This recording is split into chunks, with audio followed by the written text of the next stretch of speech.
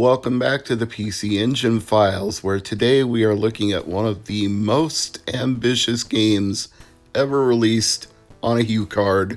This one is called Download.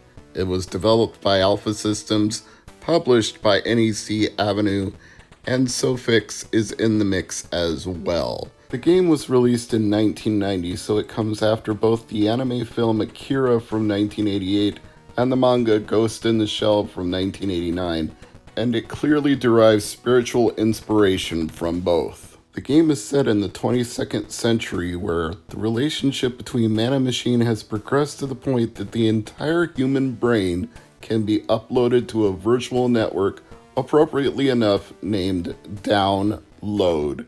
2 words, not one.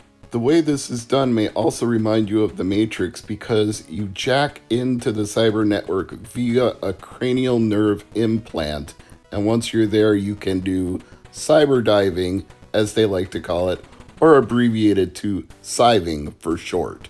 To say this game was a bit ahead of its time is an understatement in the extreme, considering that the World Wide Web wasn't even invented until the early 1990s, and most people were not even familiar with the internet or aware that it even existed, and if they were, they probably either worked at a military installation or a college university, the two places that were already hubs on the information superhighway of the day. Hell, if we're going to give credit for this where it's due, we can't even talk about it without mentioning William Gibson and Neuromancer for basically creating the term cyberspace long before people could even surf the web. The reason I say this game is ambitious, though, is not just because of all these sci-fi futuristic themes that predate the web. It's also because NEC Avenue saw this as a multimedia mix. They don't call it a franchise over there, they call it a media mix, and they thought this would become one because they were going to have mangas, animes, video games, all tied together around this download concept. And our protagonist, Sid 2091.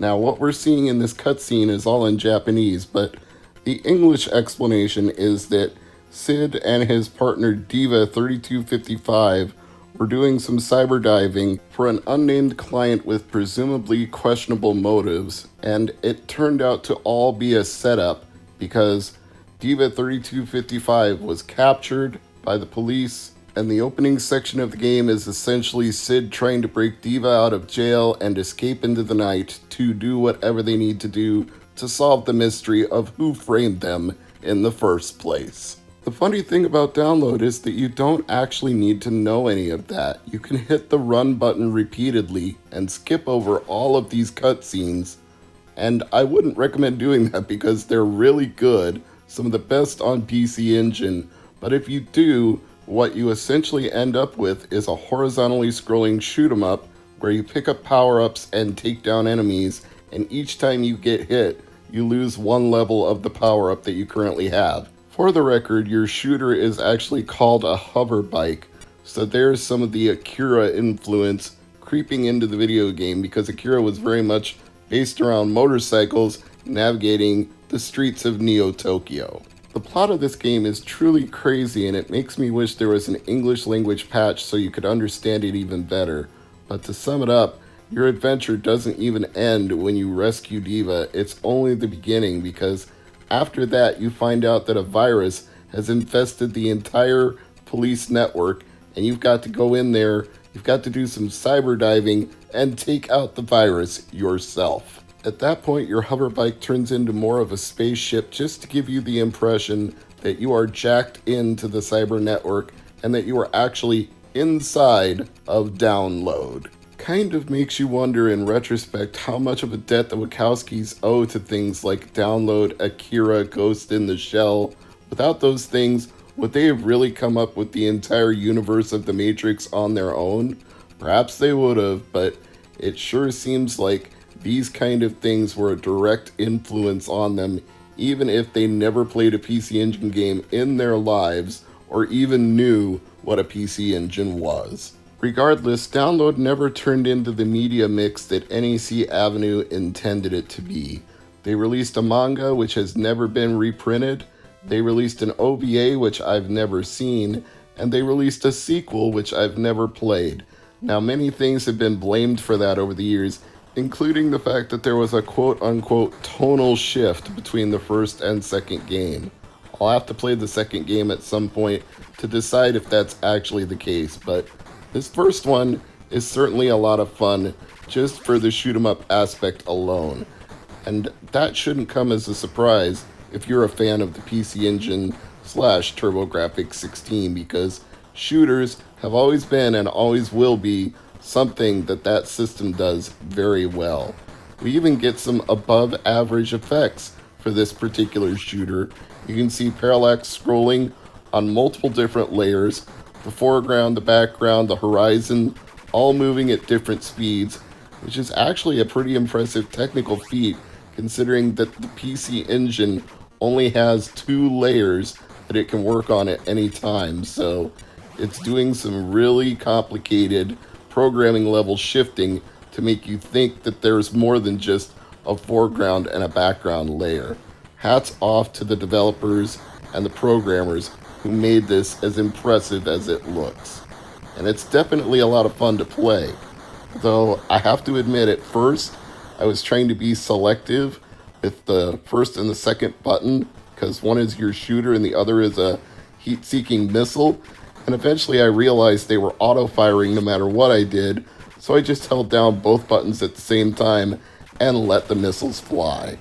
Now I'm pausing the video and freezing the action for a second to explain that what comes next when you get a game over is a rather rude curse word in English that completely caught me by surprise.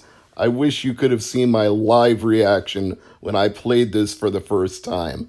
But to give you some idea, if you've watched the AVGN about Hong Kong 97, then you know the level of rude English that was suddenly presented to me. I'm not mad about it though. Truth be told, I thought it was absolutely hilarious that there was this jarring tonal shift from a sci-fi side-scrolling shoot 'em up to suddenly being given curse words in a game over screen that just came out of nowhere.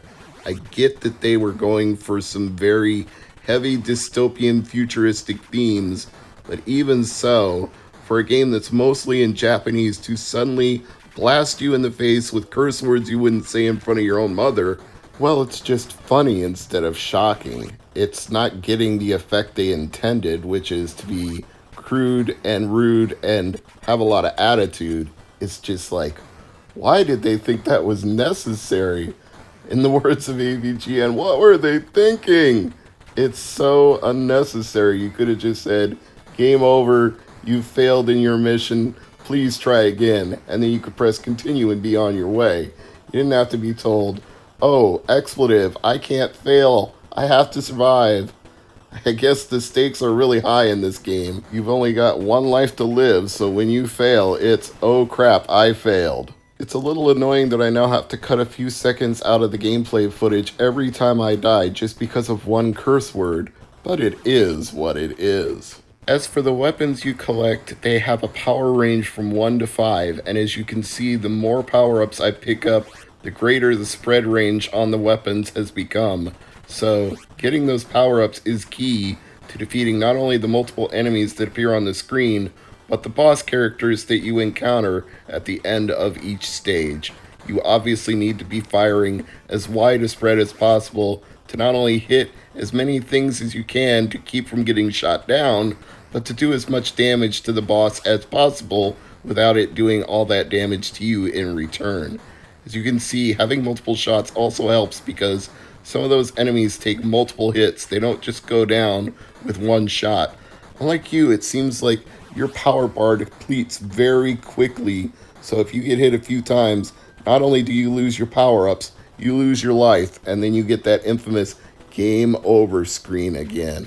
And by the way, is it just me, or is this boss so phallic that it could actually be taken from a Choaniki game? It certainly projects itself out there. The unlimited amount of continues is definitely a huge help in this game, and it keeps me coming back for more. But the difficulty also means that I'm going to have to do some serious work memorizing the patterns of the enemy waves and the attacks of the stage bosses. This is going to require some R-type, Gradius type commitment to get good at. And I do want to get good at it because download is a lot of fun, and I want to progress the cutscenes that occur after the end of each level. Even if I don't understand the Japanese, I can still pick up on it thanks to articles about download, many of which note that the very name of the game has contributed to the obscurity of it to some degree, because entering the word download and PC Engine on a search bar is not going to get you download the game from NEC Avenue. And if you're using a search engine or a browser extension like DuckDuckGo, the first thing you're going to get is a bunch of PC Engine download sites full of ROMs, so you won't even find out what you want to know about this game, although you will probably find a copy of the game there, so you might as well go ahead and give it a try.